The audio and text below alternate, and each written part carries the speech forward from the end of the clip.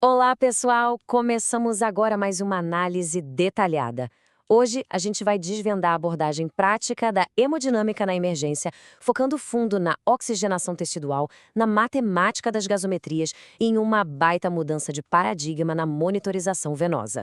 O nosso roteiro de hoje passa rapidinho pelos fundamentos da oxigenação tecidual, a matemática da gasometria, como avaliar o débito cardíaco, o paradigma da saturação venosa e, para fechar, os marcadores de resposta clínica. Vamos lá? Pensem no seguinte: a pergunta de US$ 1 milhão em qualquer cenário de paciente crítico é exatamente essa. Como a gente garante que o oxigênio realmente chegue naqueles tecidos que estão implorando por ele para sobreviver?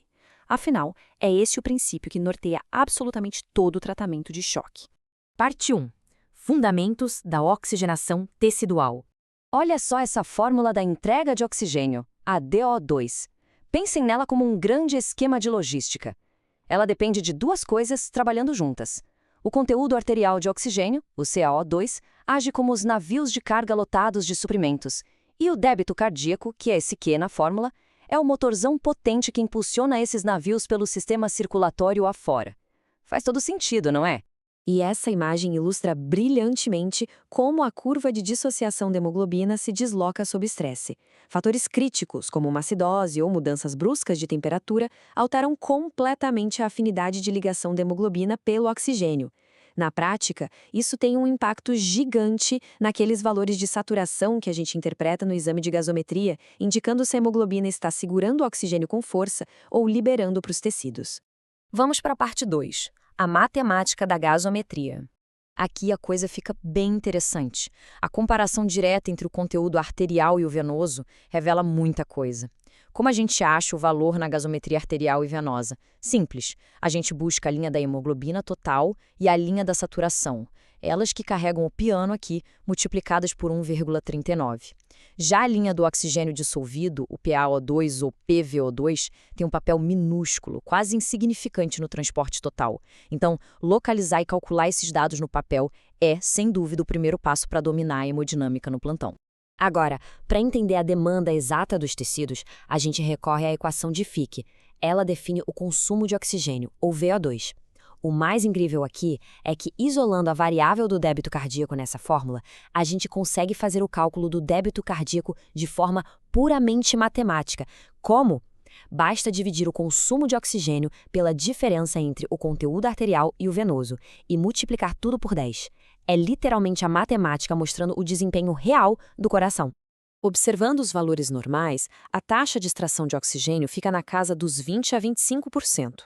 E o nosso corpo é uma máquina fascinante, viu?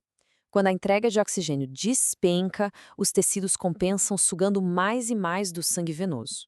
O problema é que isso vai até um limiar crítico. Passou dali, o mecanismo entra em colapso e ocorre aquela transição letal para o metabolismo anaeróbico. Parte 3. Avaliando o débito cardíaco. Aí vem o desafio do dia a dia. Em um pronto-socorro caótico, como achar marcadores que sejam confiáveis e de preferência não invasivos para o débito cardíaco? Isso é absolutamente vital para guiar rápido a ressuscitação e a infusão de fluidos sem ter que ficar dependendo da passagem demorada e complexa de catéteres centrais. Uma sacada genial é a manobra de elevação passiva das pernas. Ela age como uma verdadeira autotransfusão interna. E o melhor, totalmente reversível. Elevando as pernas do paciente a 45 graus, a gente mobiliza o sangue venoso rapidinho em direção ao coração. É um teste de estresse super seguro para testar a responsividade do ventrículo, sem aquele risco terrível de causar um edema pulmonar irreversível. E guardem este número, 10%. É um número de ouro. Se a gente observar uma variação no débito cardíaco superior a 10% durante essa manobra de elevação das pernas, bingo! É um indicador clínico fortíssimo e robusto de que aquele paciente vai responder positivamente a uma expansão de volume com fluidos intravenosos. Seguindo a mesma lógica, num cenário extremo, como uma ressuscitação cardiopulmonar, a capnografia é uma aliada gigantesca. Medir o CO2 exalado serve como um substituto incrivelmente confiável para avaliar o débito cardíaco. Leituras ali, firmes, acima de 10 milímetros de mercúrio, confirmam para a equipe que as compressões torácicas estão de fato sendo bem feitas e gerando fluxo sanguíneo. Chegamos na parte 4, o paradigma da saturação venosa. Atenção máxima aqui, porque essa é uma mudança de diretriz importantíssima. Historicamente, como se costumava orientar o cálculo da saturação venosa central, a prática era colher uma amostra de sangue direto do lúmen distal de um catéter venoso central, posicionado lá na veia cava superior. Mas olhem só a reviravolta, a monitorização rotineira desse parâmetro, assim como da pressão venosa central, simplesmente não é mais recomendada. Por quê? Devido à baixa acurácia clínica quando a gente compara com métodos mais modernos. Aquele cálculo invasivo que era lei na rotina diária perdeu seu lugar cativo. E, finalmente, parte 5. Marcadores de resposta clínica. Então, se a saturação venosa central e a pressão venosa central perderam espaço, para onde a gente olha? O foco da medicina de emergência baseada em evidências agora muda estritamente para marcadores dinâmicos. A capnografia fornece aquele feedback hemodinâmico imediato sobre a perfusão. Simultaneamente, a gente usa o clareamento do lactato seriado.